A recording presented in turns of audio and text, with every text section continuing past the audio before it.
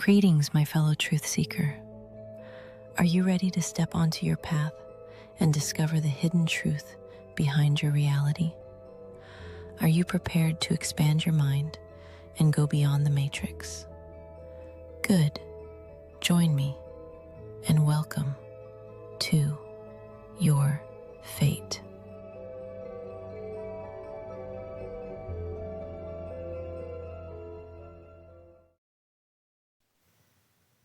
Welcome, everyone, to the next episode of Fate. How's everybody doing out there? On today's show, I have author, teacher, founder of Universal Soul Foundations. Andi Saucerman is here with me today. She has a new book out called Remember Who You Are, authored by Karen Alexander and Andi Saucerman. Andi, welcome to your fate, my friend. How you doing today? I'm doing well, Christy. Thank you for having me here today. Thank you for taking the time and spending it with me today. I have to tell you, I love stories like this. And the title of your book, I resonated with me very much so because I'm constantly telling people that we have forgotten who we are, that we need to remember who we are. In fact, one of my taglines is discover who you are. So I love it. immediately when I saw the book, I was like, oh, yes, we are in alignment. Um, I always like to start at the beginning with everyone's own personal journey. Can you tell me a little bit about your own experiences? Did you have a spiritual awakening? How did you get into this path of work? So I have been involved or interested in spirituality since I was a young teenager.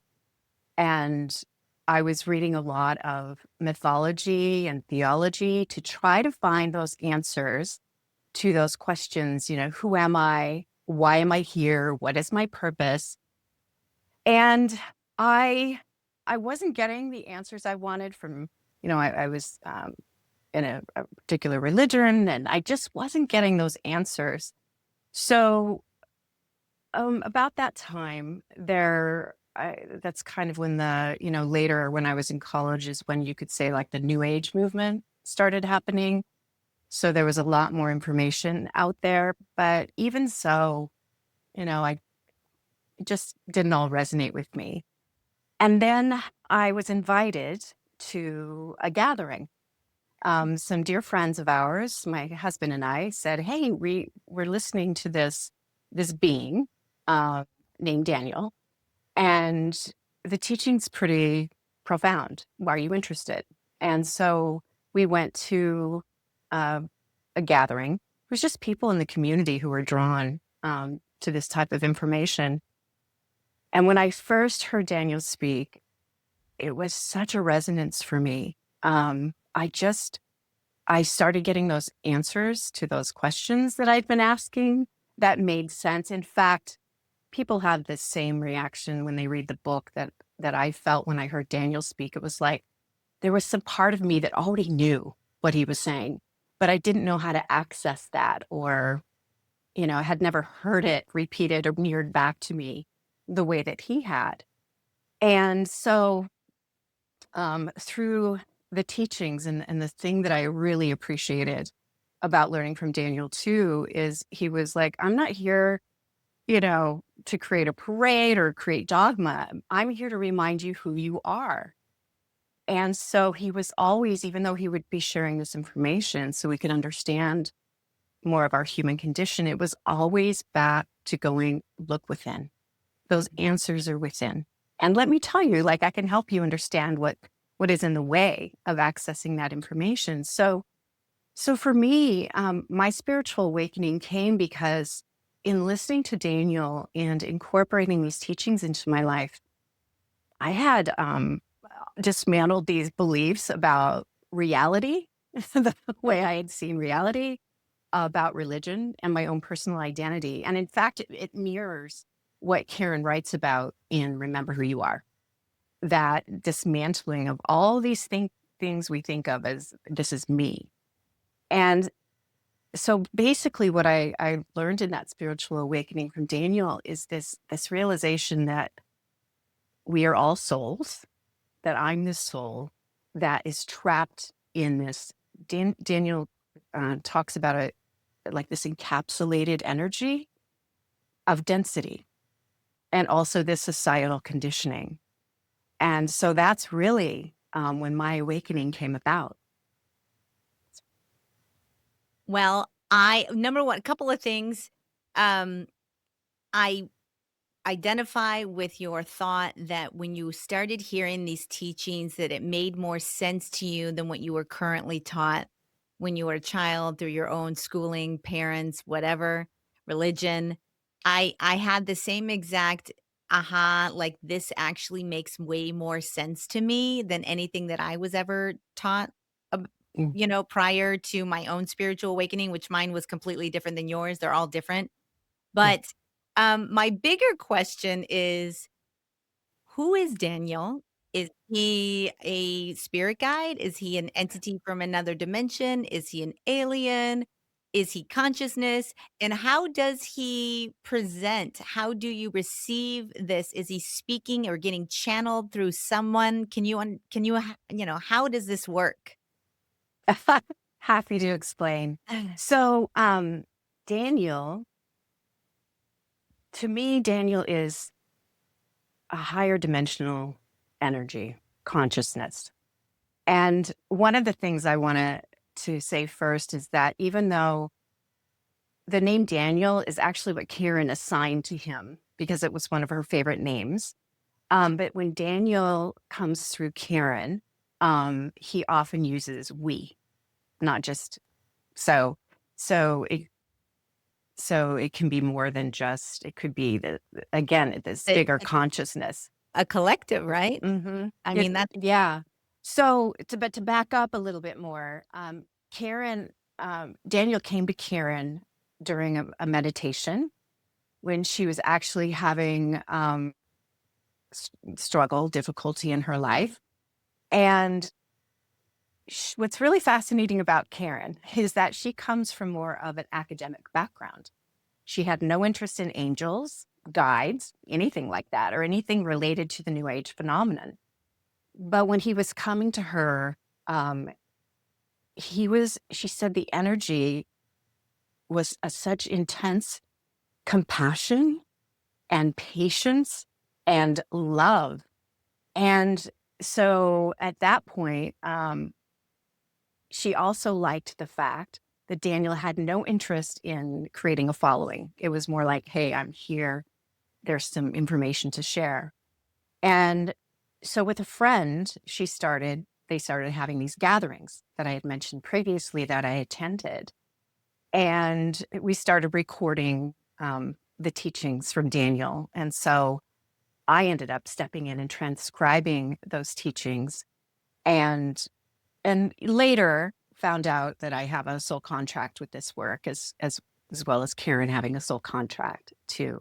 So Daniel, every time we'd ask like, well, who are you? He'd be like, it doesn't really matter who I am. What's really important is he always turned it back on us and said, it's really important for you to remember who you are. And he, in this, if, one of the things I do like, though, that Daniel did is he provided for us like this metaphysical cosmology, like this understanding, because he has explained that so many of the teachings that we have been distorted through density and through the social mind. And so even if somebody is on a spiritual path, it can be really confusing because of the density that's accumulated.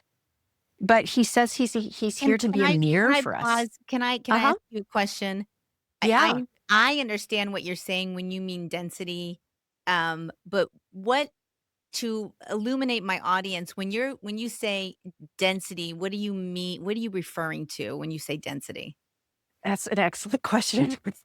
um, because that's really the crux of it all is, well, that and social mind, which we can talk about in a bit. Density is a heaviness of energy that we have accumulated. And that heaviness of energy accumulates in our heart, in our minds. And when it is so heavy, it doesn't allow as much access to our own soul, to our own highest self. And so when we're in, it's like, I just have to decide how far back to go. So when we come into the lifetime, um, part of our job is to lessen that density. And people can think about it in terms of, there are some places, for example, you can go to and you just feel this like oppressive, heavy energy about it versus other places you can go to where you feel like your heart's open or it feels more vibrant. And so that can give people a sense of what we mean by density. So, Yeah. I just wanted to clear that up, but go ahead, continue. so, so with Daniel, he basically said to us that I'm just a mirror with a voice. He said he was a messenger from the infinite, from beyond the beyond, and that his purpose is really to guide us in reconnecting with our own soul. And he's here to tell us about density, what gets in the way, about social mind, but ultimately about reconnecting with our own soul to remember our purpose on the earth and about bringing more of the soul's energy into the lifetime, into the earth time. So that's what his teachings, beyond that are also about clearing up some of the distortions. Yes. I mean, through my own journey, I even look different than I did years ago because I've gotten into a higher frequency and you start Mhm. shedding that negativity, that energy. You feel lighter, you're healthier, my skin is brightened up, my hair's growing. Like it is a thing. And I don't, I, it it's amazing how many people don't understand how much they're carrying when it comes to the density of this planet and how much we're Yeah. fed every single day, the fear, the outrage, it's all Yeah. creating more and more and more chaos. So, Mhm. I definitely wanted to get into the social mind, and then I wanna get into I love that he goes hard in on religion, and I do too, and I'm not afraid to do it, and I think it's one of the worst things that's happened on Mhm. the planet is this dogmatic religion that we're all Mhm. programmed with, and Yeah. I repelled that at a very young age. I think I also came into this planet knowing that that wasn't where it was at because I knew way too Yeah. young, Mhm. that I was like, Yeah. "Nope, this is not right, this is not true." But first, before we get to that, what does Daniel mean by the social mind? He talks about it throughout the book. What is the social mind? Yeah. I'll go into detail, but mostly put, most of us who we think this is me is actually the social mind. And so the social mind, Daniel describes it like an implant. It is not created from spirit. And by implant, I mean that, when you think about young children, when they're born, are so connected to spirit. They're so in the present moment. They're so aware. And it's because that interaction is still going on. They just come from the in-between. Um, but what happens, and again, this is no fault to our parents because this is just how it's been. Um, when we think about authority figures in our lives, our parents, of course, are primary, but you think about any authority figure like family, extended family, religious, Teachers, yeah, teachers, all yeah, of that. yeah. So what happens is that they put upon us these beliefs about who we are, the beliefs about others, and beliefs about the world. And so we take that on. And unfortunately, what that does is, in the first place, it starts creating separation that, oh, I'm different, I'm better, I'm worse.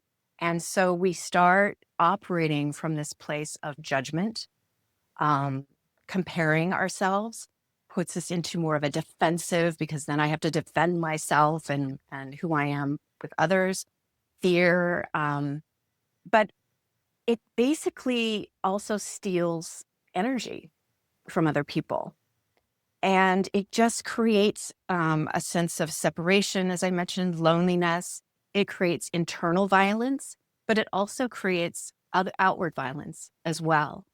And so again, unfortunately, and that's one of the biggest shifts in reality that Karen experienced is, oh, this identity that I've taken on as far as my job title, my attributes, and all of that, that's not who I am. And as people will read the book, they'll discover more of who you really are. Um, What is the social mind?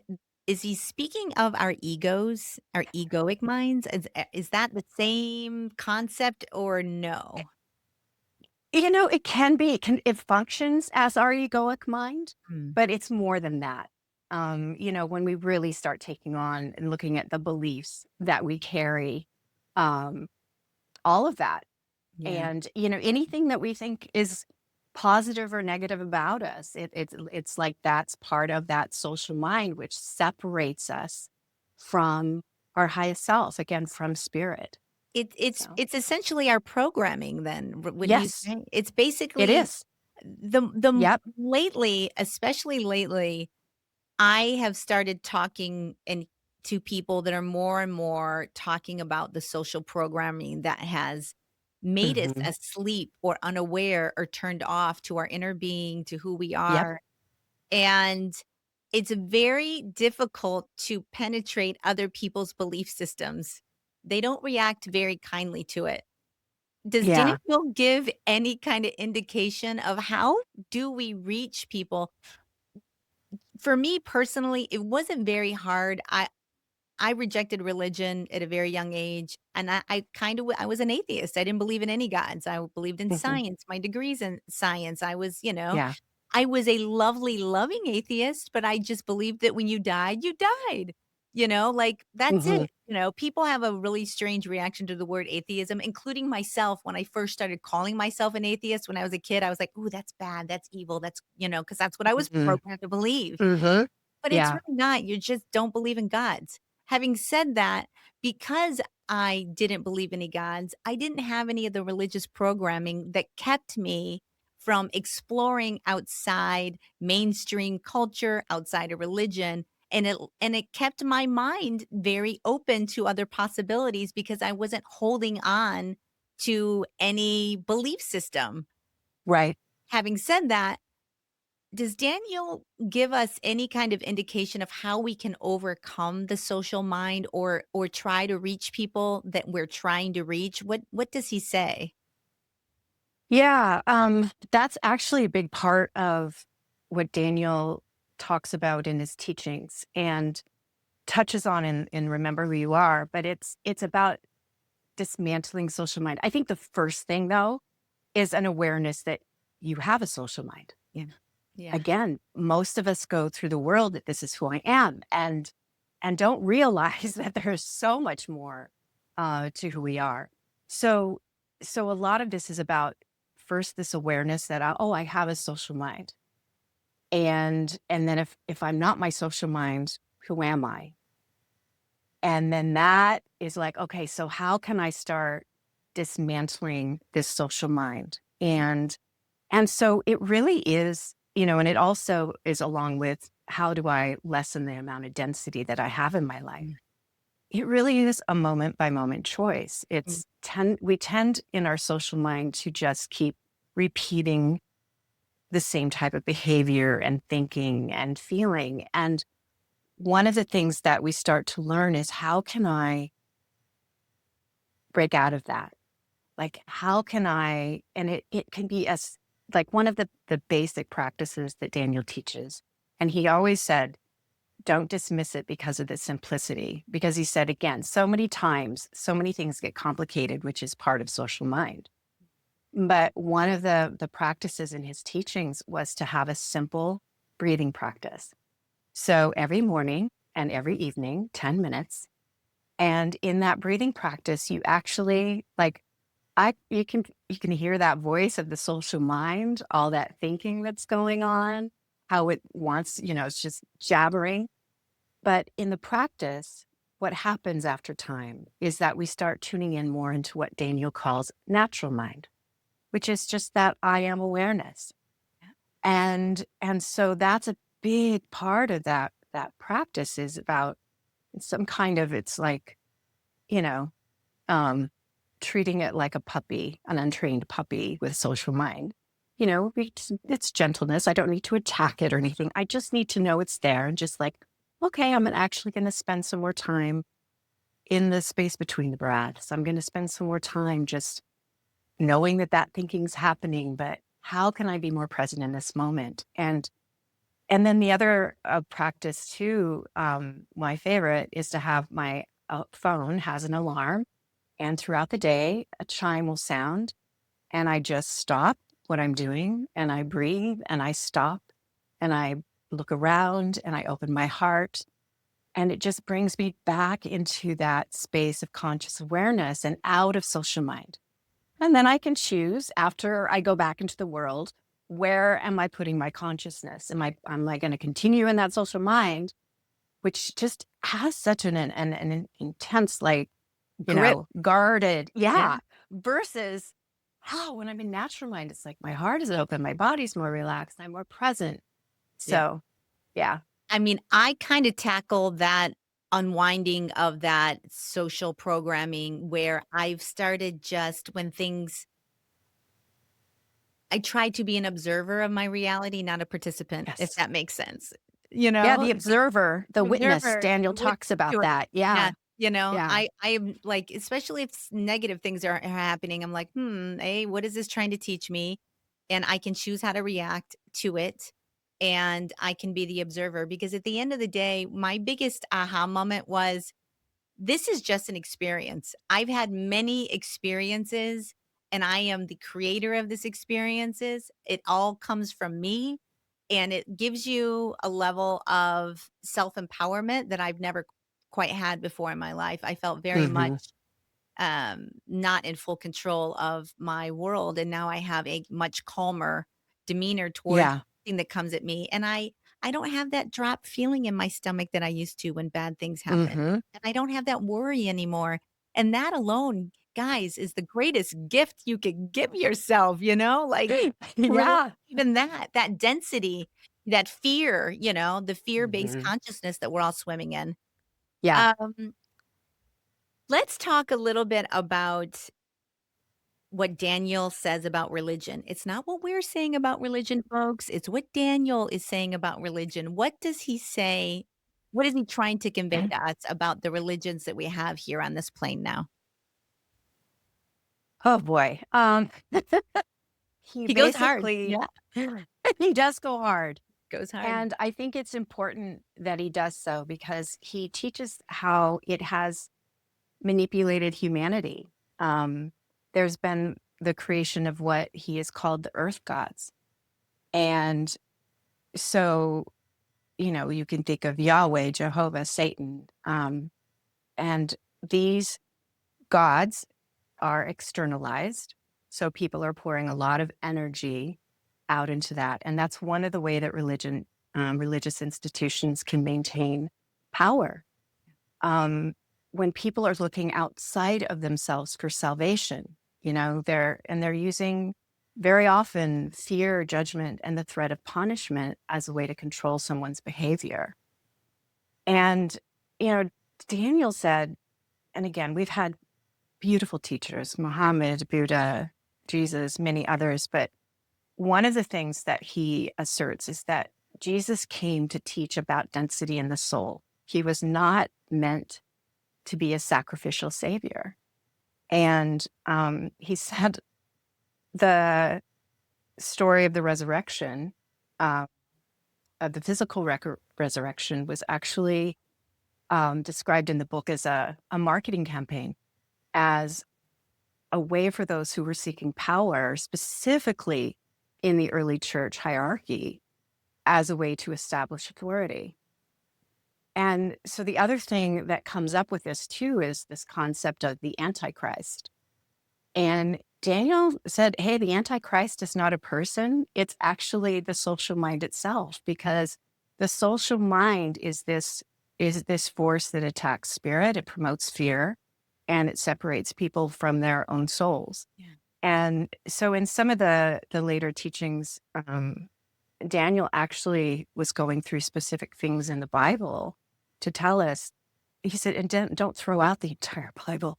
There is some beauty in that, but he was going through and helping us look at what were the distortions in the teachings. And again, anything that promotes fear or violence is not of spirit.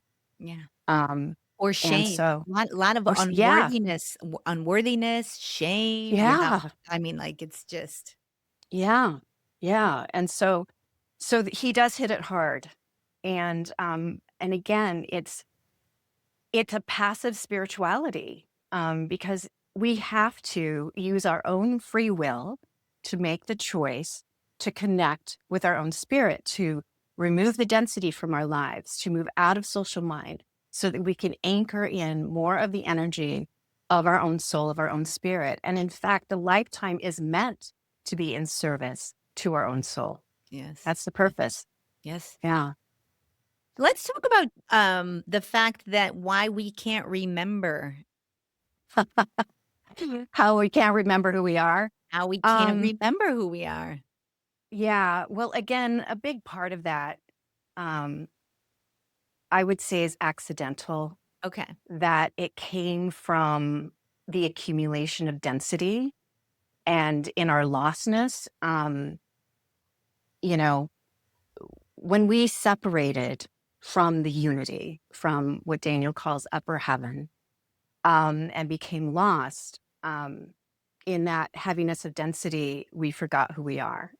And And so that's a big part, is accidental, but then also we think in terms of the additional programming that we receive and the social mind combined, then again, that also contributes to remembering who we are. I mean, ultimately, um, one of the words is if it's I always think if we have to remember who we are, it means we've forgotten who we are. There's this spiritual amnesia that Mhm. we're experiencing.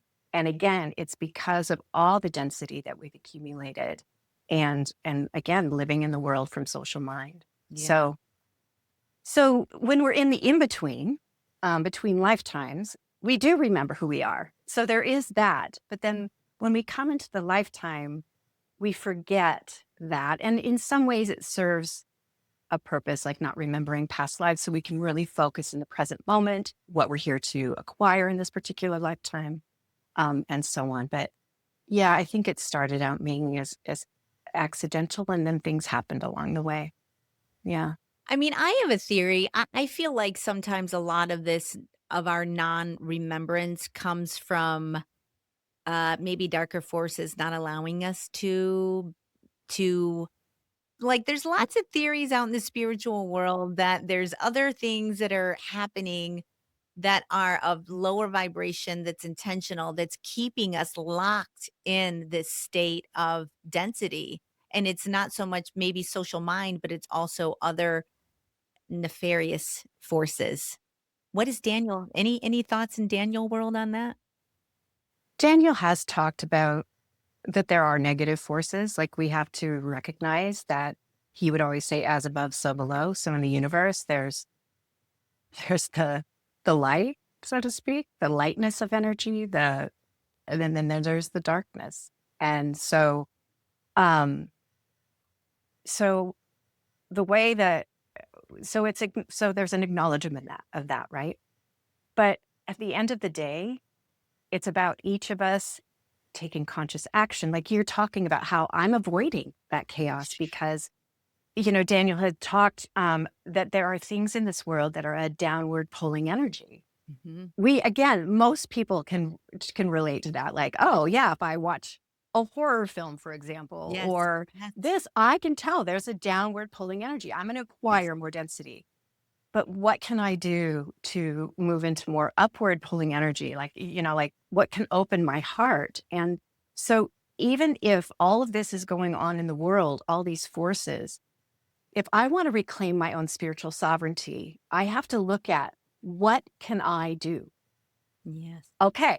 And it goes back to choices that I am making moment by moment. And again, if I slip into social mind or the negativity, it's not to beat myself up because that serves no purpose, but to have self-compassion because this really is a challenging time. And I know every time I check in with my own highest self, when things were going on in the world, Yeah. the hit that I kept getting was just stay centered in your heart, stay grounded. And it can Yeah. be like, oh, I need to be spending time with what's real. Yeah. And that's the other thing, is to get away from the screens, go spend time in nature. That is what is real. I mean, other people with open hearts, to be in a community, a tribe of light, so to speak. Yes. Um, yeah, so it's really important that we take it back. Like, this is my life. I'm not going to let you take that from me. I'm going to do whatever I can do to claim my sovereignty. That's right. And I think it's important for more of us to realize we have more power than we realize. So, I say that all the time, and it is really truly about soul sovereignty and understanding yeah, you are a sovereign being of light, and that taking your own power back and understanding your true abilities. You are limitless. yeah, You are a creator being in your own right here on this plane. Hello. yeah. Um, Speaking of nature, what does Daniel say about Mother Gaia, Earth? Oh, Tell me, please. oh, Gaia. I don't think we understand the gift of this planet. Um, when we first started learning from Daniel, it actually gives me goosebumps talking about it. Getting Um, too. because it was this whole learning about Earth is not a planet. And we would just kind of be like, whoa, what do you mean by that? And so the way Daniel describes it in Remember Who You Are is that, so telling our story is that this cluster of souls separated from upper heaven, and that's who humanity is. So we've been lost in this density. And the souls that remained in upper heaven were like, what can we do to bring them back home? And so Gaia, one of our sisters, she volunteered and she created this incredible planet. She came with her lover as well, but she came and she created this beautiful place for us to be able to do our work of lessening the density and reconnecting and doing the purpose of our lifetime for our soul. So everything that is natural, that is of nature, is a reflection back to us of who we are. In fact, um, one of the teachings that Daniel shares is called the Sacred School of Earth. Like anything, you can look at a tree, you can look at a flower, a bee, a butterfly, whatever, and you can find some quality in that can be a reflection of who you are. And again, along with her came her lover, and her lover is in the form of the animals. And so all the animals, all the creatures belong to one soul, and that is her lover. And so together, bound to the masculine and feminine energies, they create, and they're still creating. Um, but our density impacts her greatly. And, anytime I look at um, the harm that we do to the planet, I just think it's her body that we are harming. And our density um, has such a tremendous impact on her. She wasn't meant to carry this much density. And so any work that we do, any work of lessening our density and of, you know, personal, our own awareness of who we are is really planetary stewardship. Yeah. So it's, those choices we make. But yeah, she's incredible. She's our mother. Nothing breaks my heart more than the disrespect, the destruction that we do to the planet, to the other species on this planet. I Yeah. mean, I spend most of my time in nature when I can, Yeah. because it is such a Yeah. healer and a teacher and all of Hmm. those things. And the greatest travesty, I think, that religion brought us to, was that we were supposed to take dominion over this planet, and we have just polluted it. We have Yeah. destroyed it. We're continuing to do so, and we're acting as if we can live without the natural resources on this plane. And quite frankly, we are nature. We are animals. We Right. are a part of this. And humans don't understand how vital Mother Yeah. Gaia is to our own Yeah. survival, to our own Hmm. happiness, to our own well-being.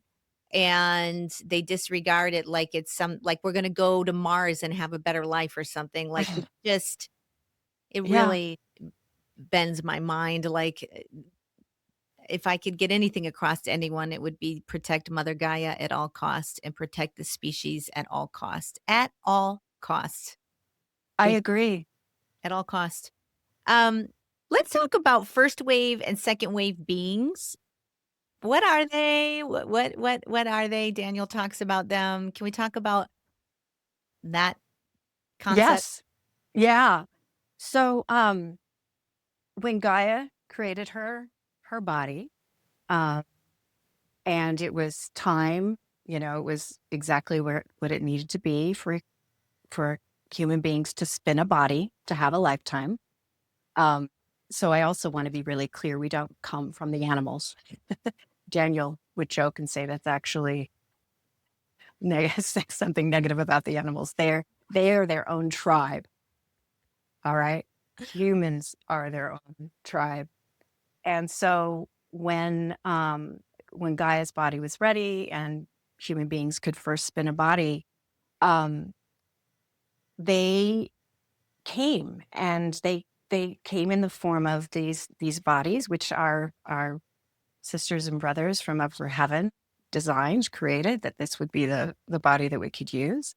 But also they came in the form of what we might consider fairies or elves or leprechauns and so on. And it's, as Daniel talks about in Remember Who You Are, when the first wave of beings came, um, they came to a place on Gaia that is no longer here, but it was called the Motherland. It actually ended up falling into the Pacific Ocean at some point, but they were able to remain connected to their souls. They were able to do the work of lessening their density. And they left or faded as the density did increase on the planet as the second wave of beings, who are the current wave of beings on the planet, acquired more social mind and accumulated more density. Um, but yeah, so if I understand, the second wave came more um, after the after Christ died, but the first wave of beings are just, at least they had that possibility without having accumulated a social mind to actually return home, back to upper heaven.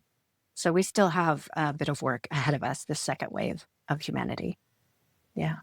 I do feel, and I'm wondering what your thoughts are on this, that there is a great awakening happening right now. Mhm. There are people that are asking questions about their Yeah. lives, what it means, who they are, all over the world, and people are starting to understand that they have been lied to a lot about our history, about Mhm. about healing ourselves, about our energetic nature. Um, and there's this theory that we're going to split timelines. Are you familiar with 3D, 5D timeline split? And I'm wondering if Danielle has ever mentioned anything like this. From one of the theories that I've heard, and it mainly comes from like me listening to like Dolores Cannon. I don't know if you know, but she does a lot of past Mhm. life regressions. She's saying that the Earth, Mother Gaia, is going to split, and that there's going to be a timeline which literally breaks off into more of a higher dimensional 5D, where it is more about love, creativity, joy, and then the 3D planet will continue to exist in a very lower vibrational, with, violence and greed and, all of the despair and shame and lower vibrational energies that those soul contracts have chosen to stay and experience. Any thought on that theory at all? So I'll share what we've learned from Daniel is Daniel did talk about this time of humanity, and he actually called it a collision of dimensions. Yes. And so I think the most important thing that I remember from that talk, because we were all like a little like, because this was a while ago when we had first heard this information, but it was all about the more that we can do to connect with our own highest self, because Earth is transforming. And so in what we're experiencing right now is that how far can this toxic masculine energy go? And I don't mean male bodies, because we all have feminine and masculine energy within us, but it's the masculine energy, the abuse, the neglect of the divine feminine. And so what we're experiencing right now is the death throes of that. We're Mhm. seeing the underbelly of what has happened with all of that. And as Daniel talks about in the book, he mentioned a second chance is available for humanity. And part of that is Daniel talks in the book about soul communities, that there are 6 soul communities of purpose, not of place. And one of those communities is the healing community. And the healing community is here to help support this second chance for humanity, because true healers are beings who have open hearts and can sound the tone of natural mind, can sound the tone of home, so that the person that they're working with, it's like I have a mirror back of what that is. And there is healing that needs to be happening on the planet. And so um, he did in his later talks that I'll be publishing, he did talk about the great reawakening of humanity, because people are beginning to realize that the old religious and societal structures are not working. And we're starting to shift more and more to our true nature. Um, People are starting to realize that, like I actually have more power in my life than I realize. Like there is actually more that I can do, that I can take on, instead of just being passive Yeah. in my life. And another thing I'd like to just point out is that we really truly do have our own internal navigation sense. Yes. If you listen to your internal pull, your emotional pull, our intuition, Yeah. as we'd say, it is never going to steer you in the wrong direction. But we Correct. tend to give our power away and disregard that, and Hmm. we get sucked up into the social mind. Our belief system is so powerful, it's extremely hard to disconnect from, and it's uncomfortable. Like it's scary and Hmm. uncomfortable to release things that you felt comfortable believing your whole life. It's not comfortable, and like Yeah. it, it can trigger you for sure, but you know at the end of the day, the realization that you should be a little bit more open-minded and understand that maybe what you have been taught has not, Hmm. you can clearly look around and see it's not really panning out for most people, Yeah. with the level of illness, the level of mental unwellness, the level of unhappiness, the level, like, Hmm. everybody's just in a mess right now, it feels like, Yeah. you know? Yeah. It's Yeah, I think the hope is that, so like you were saying, so many people are starting to ask questions. And to me, that's pay attention, because that is the sign that you're waking up. yeah, And be curious. We're not taught to be curious, to ask questions, and that I think is so important. And there we can then use our discernment, like, oh yeah, this works for me and this doesn't. I can let this go. But it is so important. I mean, even Jesus, it was all about the kingdom of God is within. It's yeah, all within. that's right. And that's what Daniel's message is too, is it's all within you. Yeah, Like you have so much, but you have to take the time. The world runs on very social mind in the world, like you talked about, chaos, this loud energy. Spirit is subtle. Yeah. And if I want to hear the subtle energies, to go beyond the senses, then I actually need to take action and make time for that. Again, Yeah. I can't just expect it's all going to be okay. I actually have to take some action to claim my life back. It's Yeah. work. It's work. Yeah. Practice. Hmm. It's not easy. It's not gonna happen overnight. You're not gonna manifest Right. something instantly like, "Ooh, look at that. I'm on my," it's work and it's Yeah. patience and it exists in the Hmm. quiet and the quiet and the quiet of your Yes. inner being, which is hard to get to because we have monkey Yeah. minds that don't allow us Hmm. to get to that brainwave pattern and into Right. calm. So Yeah. it's challenging. It's challenging for me. I have a hard time meditating. Like I'm not good at it. It doesn't stop me from trying, but Right. you know, I'm not particularly the best meditator. you Well, know. and it's even, yeah, it's in the trying, like in the breathing practice when Daniel was talking about the monkey mind, Yeah. this untrained puppy, so to speak. It's like, don't beat yourself up for it, but actually it's the returning to the practice over and over again. That is the practice. Yeah. It is the practice that I'm saying, I'm here, spirit, and I'm doing what I can to to be present so that I can bring more of your love and your light and energy into the lifetime, into the planet. Yeah. Yeah. I So, I just want to go back to Mother Gaia Earth and in its inhabitants, and I want you to talk about what Daniel says about animals' consciousness and how he says they're conscious. Like there's this theory about animals that they're mhm. machines, they're instinctual, they're non-thinking, they don't feel pain, they don't have emotions. And I want to say it on every opportunity on every show that that is just not the case. So can what does Daniel say about Oh, animals and well, I'm going to say, how can you not look into the eye of an animal?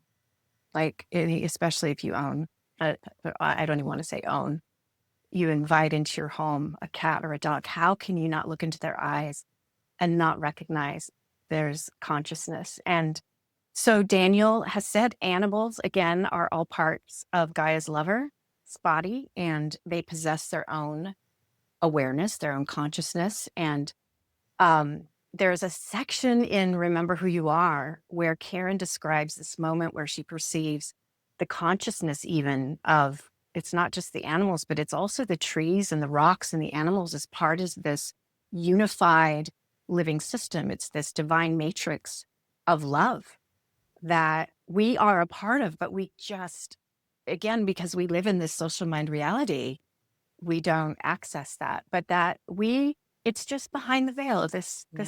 this divine matrix of love that Yes. is there supporting us. And again, but they are conscious. And yeah, Daniel has some beautiful teachings on the animal tribe Yeah. that um, that I love. Just this reminder of every animal. I mean, you think about a quality of an animal and what it can it teach me about me. They Yeah. are our they they're our teachers.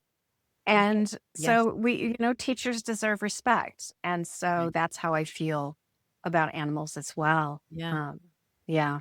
Me too, me too. I'm pulling for him. Just breaks my heart. It really does. Yeah. Where's Daniel now? Is he still speaking through Karen? Is he still communicating with you guys? What's the status? Yeah. Daniel is always present. I mean, Daniel said, "Hey, I'm always here. If you want to access." In fact, I had a dear friend read the book and she felt like she had her own conversation visitation from Daniel. So that's why I look at Daniel as a consciousness that we can tap into. And, he's happiest when, can go say hi, but then just keep on doing our work. Like that's his role. He said that's the role of any good teacher is that we're here to help people remember who they are and then wish them well on their way. It's not about creating a dogma or a religion. It's just about these are the tools. Here's some information you need. Do your work. We wish you well. And so Daniel, I'm sure if we wanted to access him formally again, we could, but we have so much. I mean, Christy, I think I have probably 15 books coming that are Oh, compilations of teachings from Daniel that I cannot wait to get out into the world. Everything from, life and death and the in between to the sacred school of earth to the animal tribes to beyond social mind, also the human trinity that Daniel talks about. So, yeah, there's so much wisdom that we cannot wait to get out into the world. please do feel free to come back on this show because what I'm trying to do with this whole show is raise the consciousness of this planet and get them to expand beyond what they've been taught and understand their true power. And what you guys are doing is so important. And Mm. the final thing is that I wish people understood just because we are physical beings, it doesn't mean that non-physical beings are any less real. And that is a Mhm. hard concept for people to understand, even though there's 20 million ghost stories and there's 20 million mediums out there that have conversations with people beyond the grave and all of this. Like, we're very limited in our senses and our perceptions. And Daniel actually talks about that as well, that Mhm. just our five senses limit us very much to what we can experience the full capacity of what's out there. Can you talk a little bit about that? Yeah. The physical senses really only perceive density, solid matter. I mean, you think about our five senses, and that is partly what has limited our human view of reality. Yeah. Um, so, to experience our full existence, it requires us to tune into energy, to light, to connection. Daniel said these are abilities that we all have. These are it's not like they're, but again, like you're talking about earlier, it requires us to do the work. Um, and a lot of that is about moving into the heart, but just that ability to sense the subtle energies. One of my favorite stories Daniel talked about is he said, the world is basically, if you're in a room like this TV that's in the corner, just blaring all the time, really loud. That's the social mind. That's the density that we acquire. Where in the other corner of the room, there could be this beautiful canary singing, but we don't hear it because we are so preoccupied by living in social mind, by this barrage of information, intense information that's coming our way. And so, again, it requires us to do our work, Yeah. turn off the television, turn off the social mind so that I can tune into those subtle energies. Yeah. And because spirit isn't going to be screaming loud, it doesn't have an advertising or marketing campaign. Yeah. We actually have to stop. And the more we do, the more we become attuned. Yeah. And it's that inner knowing. And so many people have that and dismiss it, like you said earlier. And it's more about trusting that inner knowing, leaning into those intuitive hits more and more, quieting the mind as much as we can. So, yeah. And deprogram your ass. Yes. Yes. Andi Saucerman, you are a light worker. Give Karen my love, I and you will. guys continue doing the work and raising the vibration, the consciousness. And anytime you want to come back here and talk about more of Daniel's teachings, please feel free. I would love to have you. I think this is such important work that you're doing, and I'm Thank honored you. to have you on the F.A.T.E podcast. I really appreciate your time today. Well, thank you. It has been such a delight to be with you today. So thank you, Christy. I feel the same way. With that, ladies and gentlemen, thank you, Andi, for being a part of the show. We will see you next week on F.A.T.E, from Atheism to Enlightenment. Journey well, everyone. Bye-bye. And that is a wrap on this episode of F.A.T.E, from Atheism to Enlightenment. I want to thank Andi Saucerman for coming on the show today and sharing her incredible story of the collective, the entity, the consciousness of Daniel, his teachings. And I keep hearing the same themes, gang, about how humanity needs to wake up and remember who they are, that we are more than our bodies, that we are mesmerized by materialism, that we have forgotten the power that lies within. These are all core themes, theories, if you will, that I keep hearing from so many guests after guests after guests that are having actual contact with non physical beings and coming out and telling their truth, speaking what happens to them in a world and being vulnerable to the mockery, to losing your tribe, to being ousted by mainstream society. And I just want to commend Andi for coming on the show and speaking her truth. Nobody likes a truth teller. I'm going to keep saying I'm going to keep saying that on the show too. It's true. It can be triggering for people to hear someone talk about religion the way that Daniel did, or the fact that we are completely programmed by what he calls the social mind. And it is time for us to awaken, if you will, to have the courage to look within, take your power back, and do the work to gain the perspective, the insight, the knowledge of who you are and what this whole reality is, and how you have so much more power to control what happens to you, to align with your highest and greatest good, to figure out what your soul purpose is. All of those things are so important, especially right now. There's so much chaos going on. There's wars, there's the degradation of our planet, the water systems, our food, the healthcare is absolutely terrible. I mean, clearly, no one's coming to save you except yourself. Honestly, like, I don't want to it's a difficult position to be in when you are speaking out against something as powerful as government and religion. It's not easy. It takes balls, it takes courage, takes a loudmouth like me. Like, whatever. I mean, it's not easy. People get triggered, they get angry, they look at you as if you're an evil person, you're not of God. Um, but I have nothing but the best intentions for us all. I want us all to do well. I don't want to live in this over competitive dog eat dog, I got mine, go get your own world anymore. It's not working, it's killing the planet. And we have to wake up and understand and remember who you are. I'm on a mission. I'm going to keep saying it.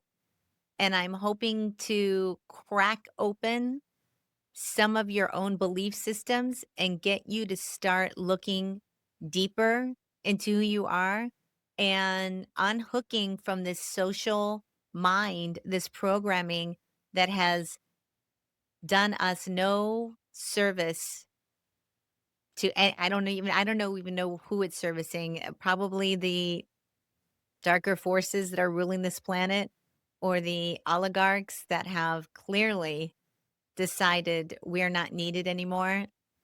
I mean, things are going to get only weirder, only rougher, only more chaotic, and you have a choice as to how you're going to respond to all of it. And you can live in fear, and you can feel disempowered, and you can look to others to tell you what to think or to make you feel better, or thinking some savior is going to come and help you like Superman. I don't know. You are Superman. You do have power. You just have to understand it and get on your path and start doing the work. All of us have an internal navigation system that is talking to us. We're just not listening. We're distracted by our phones, paying bills, working 3 jobs, raising kids. I get that.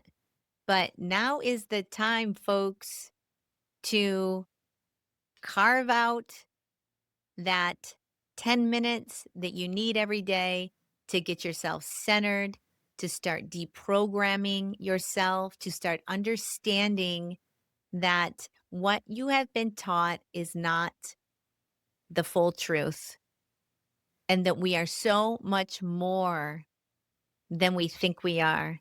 And we have to take our power back from other outside authority and be the sovereign soul we were always meant to be here. And that means healing your inner child wounds. That means detoxing your body from the chemicals, from the pollutants, so you can feel better, so you can start being less dense. I can't tell you how many people tell me, oh my God, Busby, you're aging backwards. And it is because I have been detoxing my body, my mind, my thoughts for years now. And it has shown up on my face. I'm I'm Gen X. I'm not a kid. And I don't look my age. I'm aging backwards. And I'm not trying to be like the next anti-aging is a spiritual awakening. It's just a um a symptom or a repercussion of getting into a higher vibration and loving yourself and pouring love into yourself. And it shows up on the outside.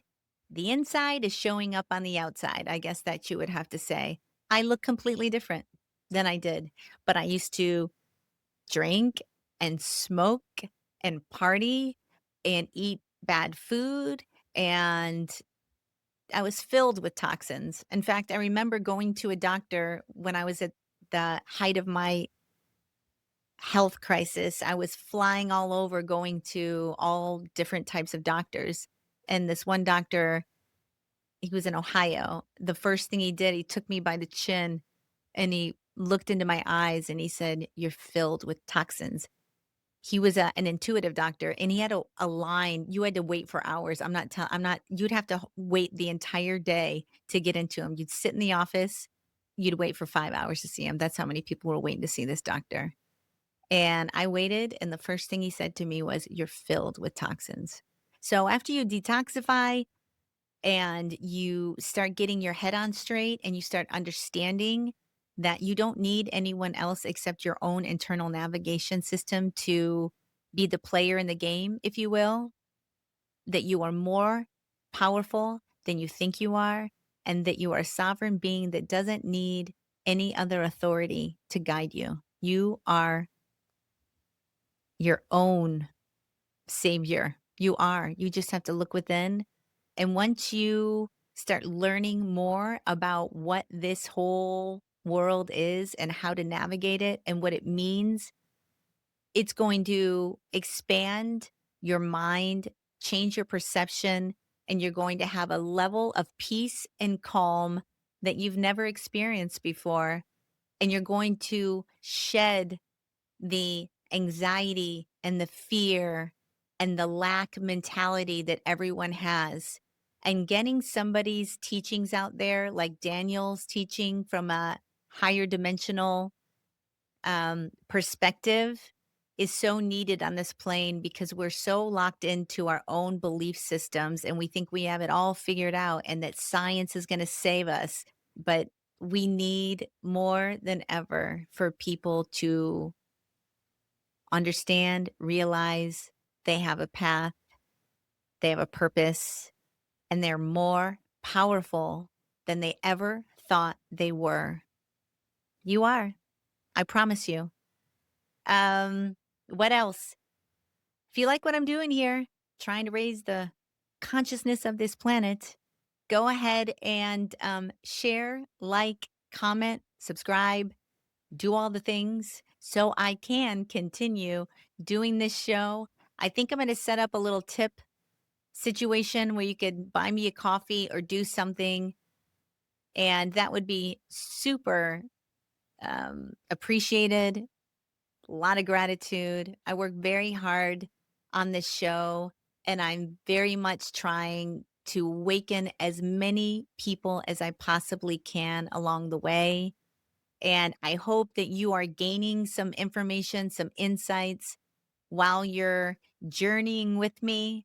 I mean, I've changed so much over these last couple of years of doing this show, and I've had such a profound sense of gratitude for the level and the caliber of guests that I'm able to get on this show, especially since it was very spontaneous for me and not very planned out. It just kind of like unfolded in the most magical way, like it was meant to be. Universe calling my name, calling your name too. Get out there, answer the call, get on your path. Alrighty, guys. Well, I've talked enough. We'll see you next week on Fate, from atheism to enlightenment. If you want to follow the show, I'm on Instagram at F.A.T.E podcast. Go ahead and follow me on Instagram. I've kept on saying that I'm going to get out there online more often for like probably the last 2 years, but I do feel like I'm ready to start truly embracing and stepping into my sole purpose, and that is to shake things up out there, bring a little bit of that feminine divine energy, and speaking my truth. So giddy up. Here we go. We'll see you next week. And welcome to your fate, everyone. I'll see you then. Bye.